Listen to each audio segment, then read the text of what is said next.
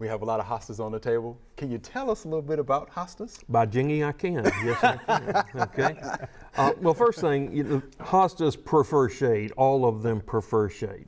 There are some that are quite sun tolerant, but even by the end of August, even those look a little ratty.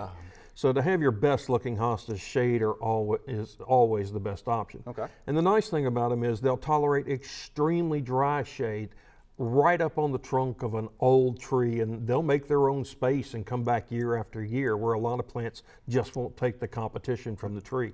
So they're great plants for dry, shady areas. A lot of good plants to go with them, but there's so much variation in them too, with either variegated yellow or variegated white, whether the yellow's in the center or on the edge, the heights, the flower color. Some are purple, some are white. There's one called Aphrodite that's a double white that's very fragrant. Okay. So there's a wide range of options with them. And so we brought a few here just to give people an idea. We'll start maybe with the minis over here on the corner. Minis are what it says, very, very tiny hostas, and most of them don't get very big at all. Now, they're not used a lot in the garden unless you've got really a little centerpiece where you want to have it, or a fairy garden or something like that. They're really used more for containers. They'll take abuse. You can leave them in there all winter long, not water them, and they're fine as they can be. And they'll still come right back? They'll come right back, and they'll come back thicker the next year. So, and most people overlook that in container plants. If you'll use 2 or 3 perennials, even combinations of hostas, all you got to add is a couple of annuals, and you got season-long color, with the foliage and the hostas. So it's really a great plant to complement your patio sets or patio plantings, or in the garden. If you've got a really dark area, some like this one we've got right here, designer jeans. This is so bright yellow. It is. And it's designer jeans, Genes. Okay. This is one of the first that actually had a red petiole, which you can see here, maybe on the side. And flower arrangers like this a lot because it really stands out with the yellow and the red. So it's a great hosta.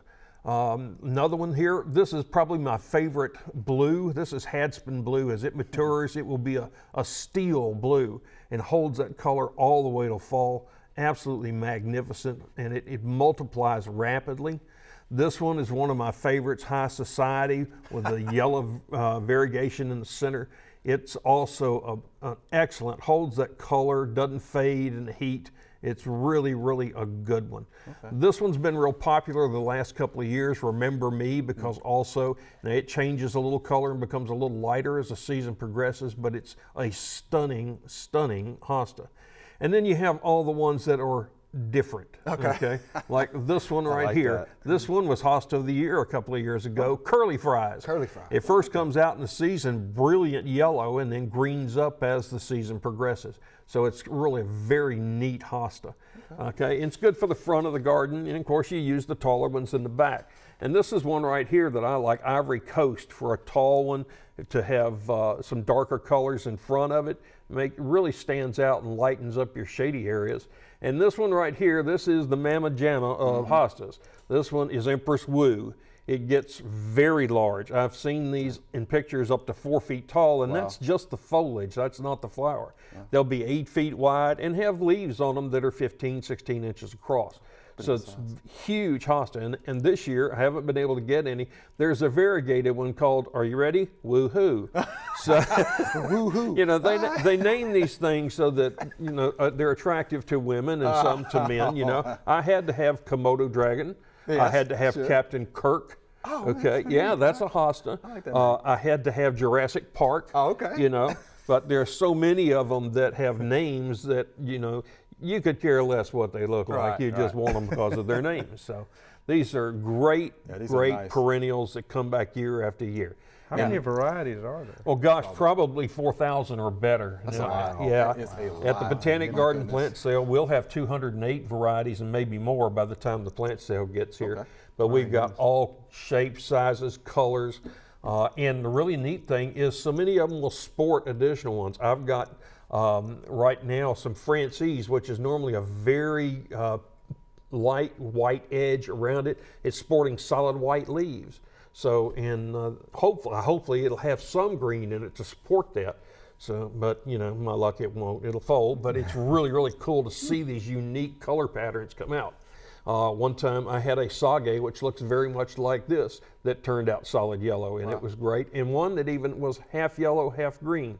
You know, it did that for the first 4 or 5 leaves, and then it would get out of it, and did that every year. So kind of unique to watch them. Yeah. Okay. Now we're talking about hostas, of course. Let's talk about voles. Oh, voles. Anytime you talk about hostas, people think about voles. That's right. Okay. You know, they will pick out your most expensive hosta and then work right down the price list. Okay. You know, they like to tunnel under mulch, or they like to follow mole runs, okay? So that's what you first things you want to do. Avoid mulch, okay? That way they don't like to get out in the open, okay? So if you'll avoid that, and then we'll show you in a little while how to use some soil perfector, which is basically a ground up rock to prevent voles from getting access to the pip and destroying your hostas. So there's some ways to do that, and we'll show you how here shortly. Okay. What about any other diseases that we need to know about? Well, there are a few diseases that hit them. There was one that came out a few years ago, virus X, and it manifests itself differently in different hostas. Some you wouldn't know it even had it. Some it would cause them to be very corrugated. Some they would get streaks or ripples in them, so it varied from each one. But it was only moved by man, basically. If you got the disease on your cutters cutting off, you could pass it to another one. It did not seem to appear to be spread by insects. And the nice thing was, you dig it up, throw it away, you can plant another one back in there, because it doesn't seem to move back into the roots in any way. Okay. So that's good news. Yeah. In fact, there were half a dozen new cultivars entered that actually were just virus X mutations of old ones. So once they figured that out, they weren't cultivars anymore. Wow. So yeah, pretty cool things. And one thing you can also do is, some hostas, like, and this is one right here, doesn't like to produce pups, little ones off the edge. And you see these right here are already doing it to my right. So what you can do is, when the pip comes up early in the spring, you can just see it, take a razor blade and make an X in it. Cut through that basal plate that you'll see right there near the ground level, and you'll get one to come off of each of those. So you get 4 pips instead of 1. That's called raw sizing, and it's a real good way to thicken a hosta quicker that's not cooperating. Okay, so razor blade, make an X. They make an X in through that bud, just like you're cutting right straight down into it. Yeah. Okay. Now, will these hostas be available to the public? By jingy, I'm glad you asked that too. Okay, yes, all of these are grown by our volunteers at the Memphis Botanic Garden. We have created a little volunteer nursery over there that's 100% run and done by volunteers. And every dollar that's spent there goes back to education. So it's great. This year we'll have over 700 varieties of plants and about 18,000 perennials. So, and a lot of natives. All right, so tell the folks to come on out. If they're hostaholics, there'll be plenty of hostas for them, right? All right. All right, Mr. Jim, we appreciate that good information. Thank you very much, Chris. Thank you. Thanks for watching the video. If you enjoyed it, please click the subscribe button below.